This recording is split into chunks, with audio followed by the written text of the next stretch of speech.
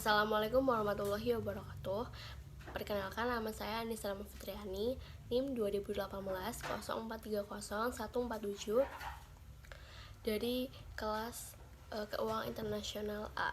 Di sini saya akan menjelaskan tentang kurs valuta asing.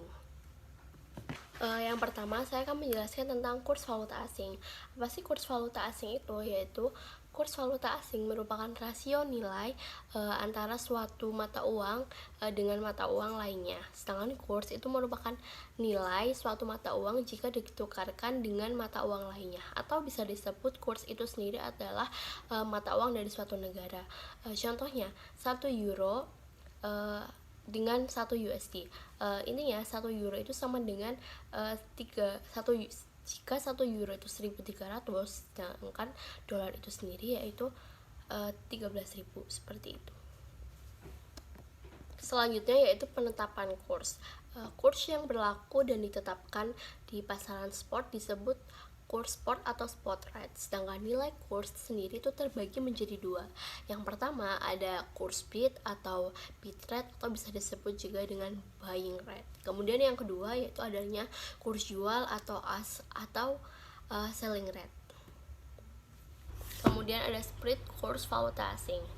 Spread yaitu merupakan selisih antara kurs jual dan kurs beli dan termasuk komponen biaya transaksi. Sedangkan selisih kurs yaitu selisih antara kurs jual dan kurs beli, dan selisih ini maksudnya selisih kurs ini merupakan suatu keuntungan bagi pihak bank atau dealer yang diperoleh dari transaksi mata uang asing. Kemudian ada kutipan mata uang asing. Kutipan mata uang asing ini dibagi menjadi 4. Yang pertama ada direct quotation. Direct quotation merupakan kutipan yang menunjukkan satu unit mata uang asing yang dinyatakan dengan mata uang lokal atau domestik.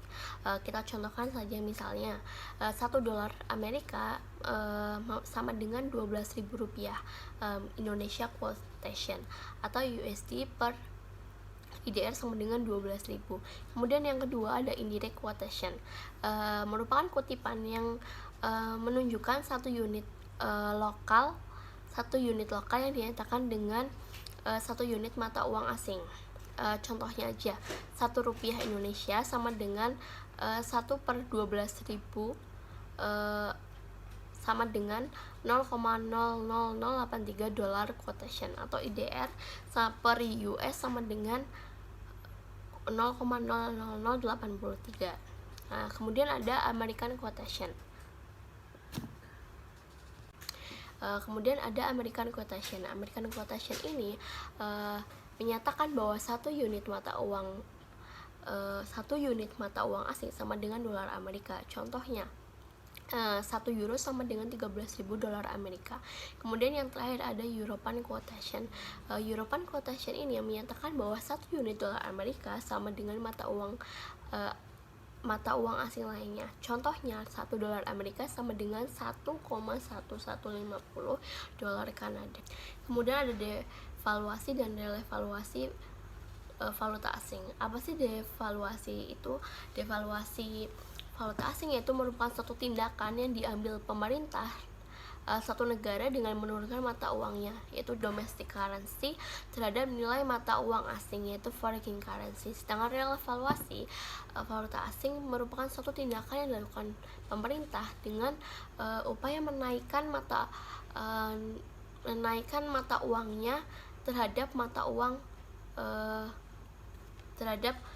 uang asing atau mata uang negara lain. Kemudian dari pengertian devaluasi dan revaluasi itu memiliki tujuan masing-masingnya. Yang pertama, devaluasi itu mempunyai tujuan untuk dalam jangka pendek itu untuk membatasi impor dan mendongkrak ekspor. Sedangkan untuk tujuan dari revaluasi yaitu jika suatu negara itu dinilai sudah mendekati full employment atau kecenderungan suatu negara itu mengalami inflasi. Kemudian faktor yang mempengaruhi perubahan kurs. Yang pertama ada faktor secara langsung dan secara tidak langsung. Yang secara langsung yaitu ada penawaran valuta asing dan permintaan valuta asing. Kemudian yang kedua secara tidak langsung. Yang pertama ada posisi neraca pembayaran, kemudian yang kedua ada tingkat inflasi, yang ketiga tingkat bunga, kemudian yang keempat tingkat pendapatan nasional, yang kelima kebijakan moneter, dan yang keenam eksploitasi dan spekulasi. Kemudian ada fungsi dan pelaku pasar valuta asing. Fungsi dari valuta asing yang pertama yaitu mempermudah pertukaran mata uang asing serta memindahkan dana atau daya beli satu negara ke negara lain. Jadi pasar ini menyediakan suatu transaksi internasional dengan menyediakan fasilitas untuk mengkonversikan mata uang, bisa dari domestik ke mata uang asing atau bisa juga dengan sebaliknya. Kemudian yang kedua yaitu fungsi pasar valuta asing menyediakan fasilitas kredit jangka pendek pada pelaku sebagai media transaksi untuk pembayaran dana atau penyerahan barang. Kemudian yang ketiga yaitu pasar valuta asing berperan dalam menyediakan fasilitas perlindungan untuk pelaku terhadap perubahan kurs. Dengan mekanisme hedging ini, perlindungan dengan mekanisme hedging ini dinilai akan mempermudah, dan perubahan kurs di masa yang mendatang ini akan banyak menimbulkan resiko terhadap pelaku yang melakukan transaksi dengan mata uang asing, baik untuk transaksi ekspor, impor, pinjaman, investasi, dan macam-macam dalam mata uang asing. Kemudian ada pelaku pasar valuta asing.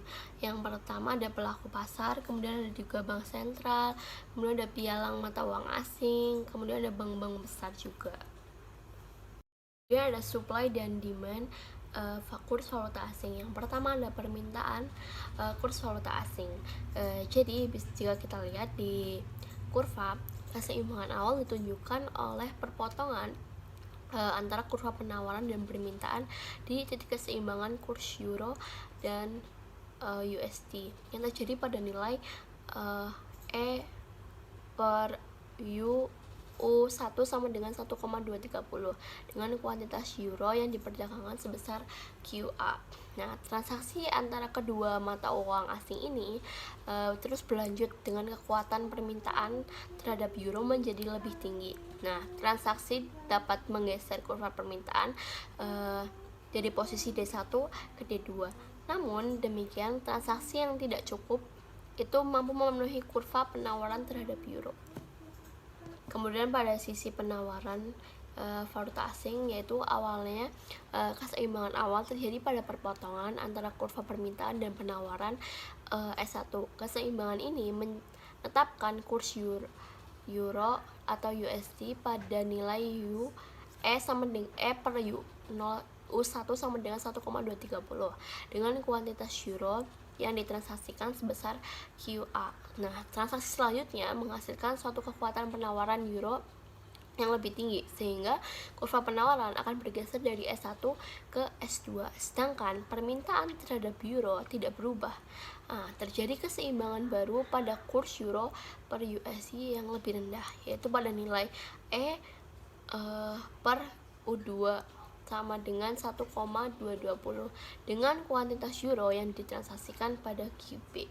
Kemudian ada faktor-faktor yang mempengaruhi valuta asing. Jadi faktor-faktor yang mempengaruhi valuta asing ini, yang pertama pembayaran transaksi ekspor dan impor. Kemudian ada yang kedua ada aliran modal keluar atau capital flow atau capital outflow, dan aliran dana masuk yaitu capital inflow. Kemudian yang ketiga ada kegiatan spekulasi. Demikian presentasi dari saya, mohon maaf bila ada kesalahan. Kemudian untuk informasi yang lebih lanjut, yaitu saya akan menyampaikan tentang sharing sebentar tentang program studi saya, yaitu ilmu ekonomi.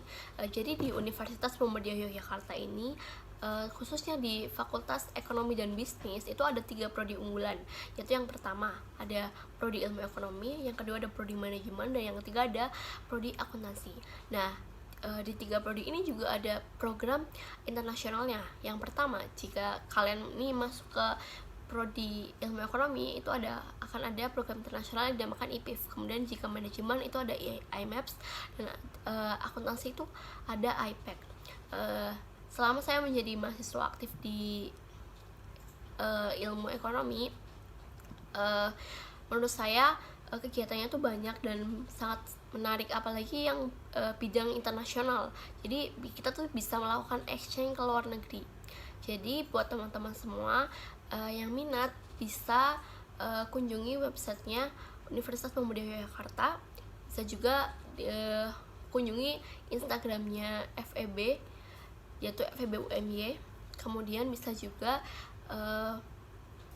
ke websitenya Ilmu Ekonomi atau Universitas Pemuda Yogyakarta.